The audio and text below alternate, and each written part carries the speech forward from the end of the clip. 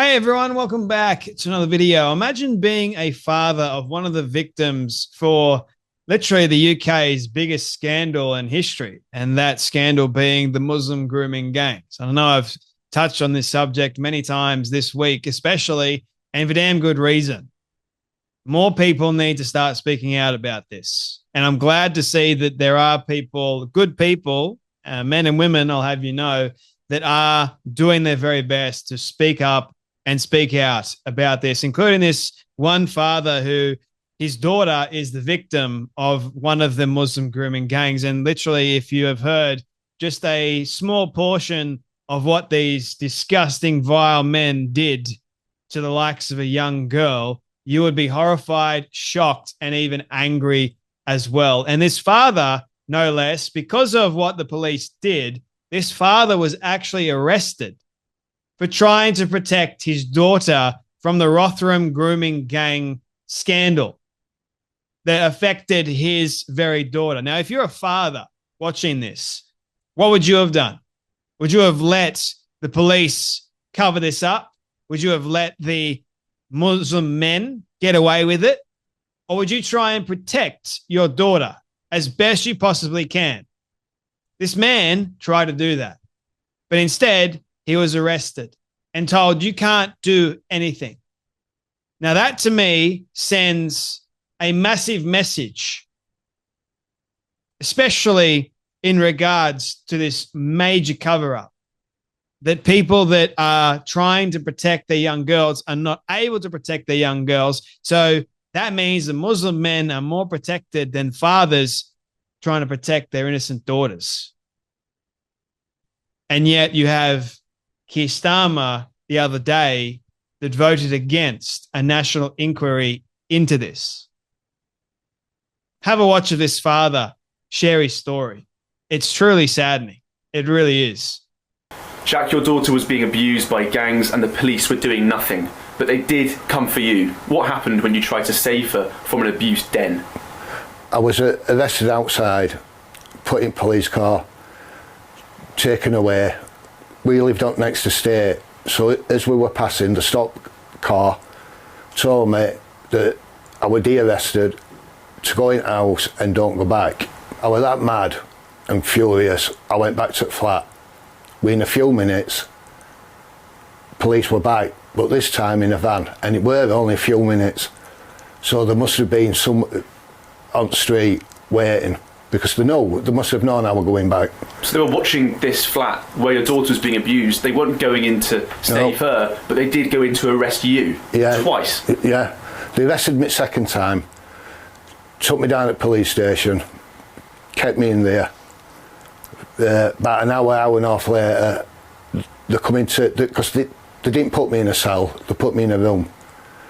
They took me out of the room, took me out through the police station, into the front bit with public, go to report crimes.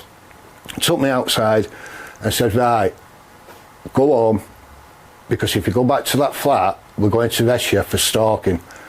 And I don't know if you know or not, but there's serious new stalking laws coming, and we'll arrest you for stalking the occupants of that house. The police, they were watching out the front of this house, knowing full well what was going inside, but thinking that, we're going to allow it to happen. We're going to arrest the dad, trying to save his daughter. Those police officers should not be police officers. They should be arrested and thrown in prison for what they did. This standard has changed. So Muslim men can get away with abusing innocent young girls in a very horrific and vile manner, I'll have you know. But yet a father that wants to save his daughter is not able to save his daughter because the corrupt police officers want the daughter to be abused.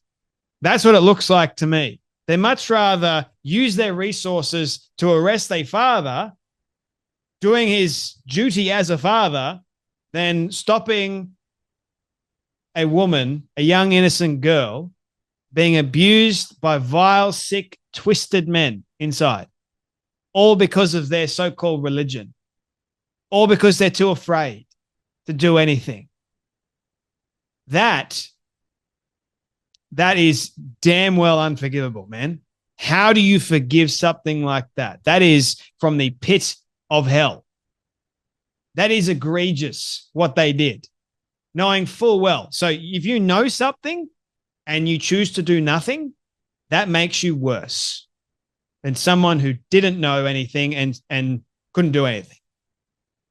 If you know full well and you choose, you have a choice, and you chose to do nothing, there is a special place waiting for you in hell, just like these Muslim men that committed the atrocities to these young, innocent girls. And you have the media covering it up. You have people being silenced. The worst atrocity in the UK, one of the worst scandals ever in history, no less. And yet it's being covered up by spineless cowards, especially Keir Starmer, Nigel Farage, Piers Morgan, and many others. What are they hiding exactly? Makes you wonder, makes you think, doesn't it? It pisses me off to know that there are, so you've got these evil men that are committing the atrocities, and then it pisses me off to know that there are men that are willing to cover it up and allow it to continue. What are they hiding? What do they want? What's going on?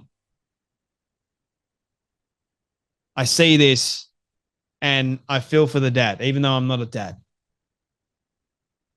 Just as a man and a man's role and a man's responsibility, doing what's right. Even though you may not want to do it, just do it anyway. There's no courage amongst any of the police officers whatsoever. None. Oh, I was afraid. I was afraid what will happen to me. What about the victim? What about the victim's father? You're more than happy to arrest him because arresting the father is safe, but arresting the men that are committing the act to the girl, nah, can't save her. Can't arrest the men. Hopefully, Lord willing, there is some justice that is passed down. God's justice. The right kind of justice. But we will see. You guys take care, be blessed, and I'll see you all in the next video.